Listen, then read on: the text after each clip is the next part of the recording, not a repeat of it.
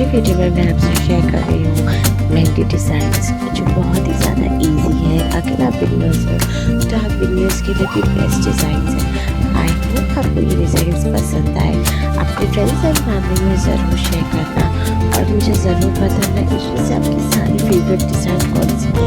I hope आपके रोज़े अच्छे जा रहे होंगे, रमज़ान आपका बहुत ज़्यादा अच्छा जा रहा होगा और रोज़े अच्छे ही जा रहे होंगे। तो अगर आपको ईद में कोई ऐसी मेहंदी लगाना है या फिर कोई भी फंक्शंस में लगाना है तो इसमें मैंने सारी ट्रेंडिंग और आज की डिज़ाइंस लेकर आया है, तो जो बहुत ज़्यादा ट्रेंडिंग और बहुत ही ज़्यादा अच्छी है और स्टाइलिश भी है। तो अगर आपको मेरे चैनल पर न्यू हो तो मेरे चैनल को सब्सक्राइब कर लीजिए, बेल आइकन दबाना ना भूलना।